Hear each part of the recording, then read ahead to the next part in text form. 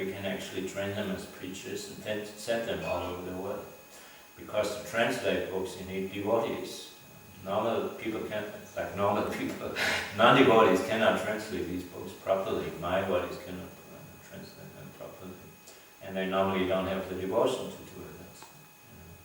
So it must be properly translated and edited, then printed also. So you have to preach there so that you can print them and get the funds for it.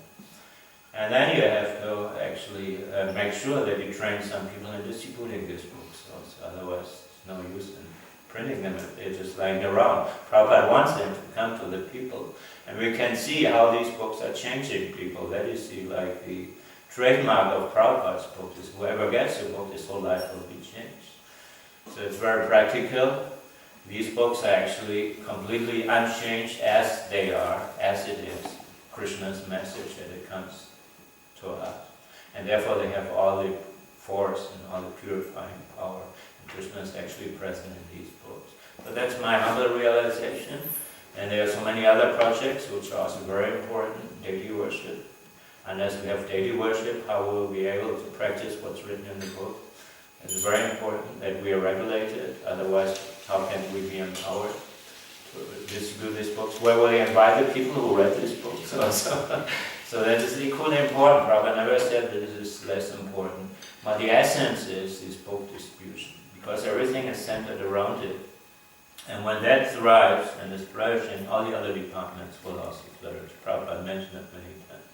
And we saw that in the past. Even under the most difficult conditions, if one of these empowered souls, like Hari Vilas Prabhu, who started in Paris, you can see his memories of Prabhupada on video nowadays on the internet.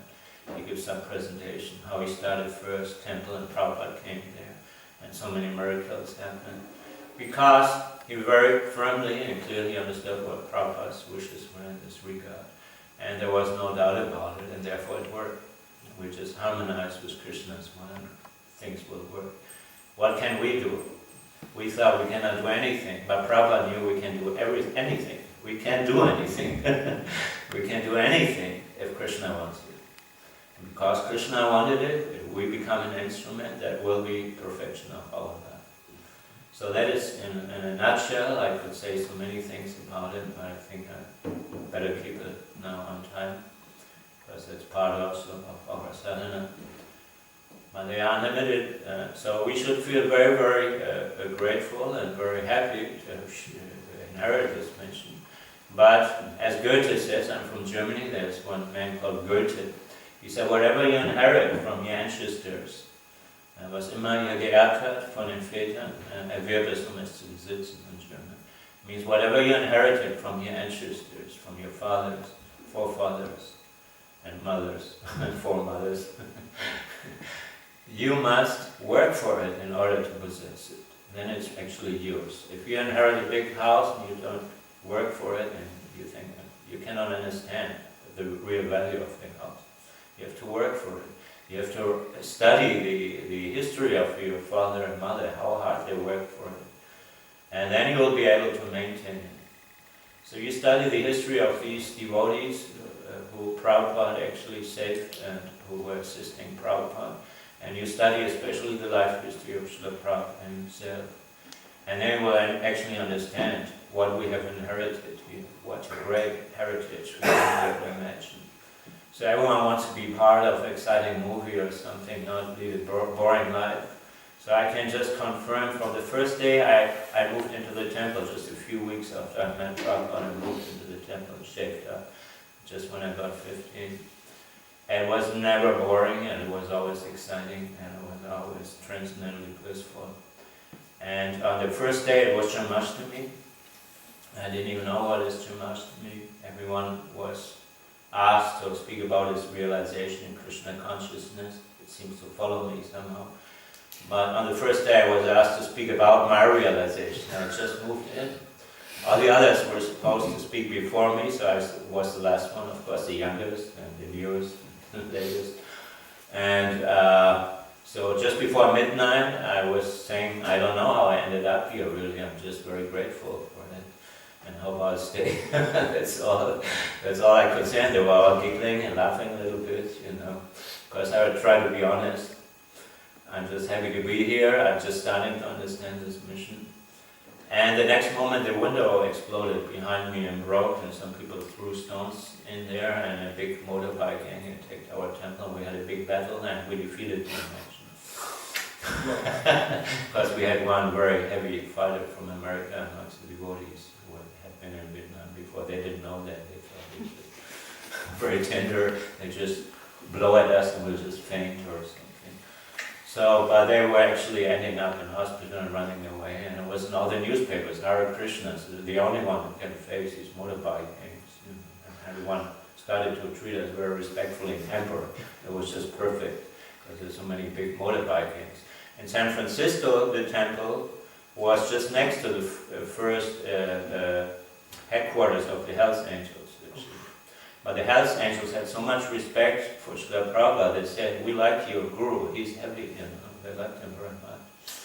He's not just, weak, he's really, and whenever they had a big party and noise and thumping against the walls, devotees asked him, because Prabhupada said, no, what is this noise, I want to speak. And they said, well, the Hells Angels are having their party. So Guru Das was supposed to go there and stop it. So this is the last thing probably I'm doing in Krishna consciousness.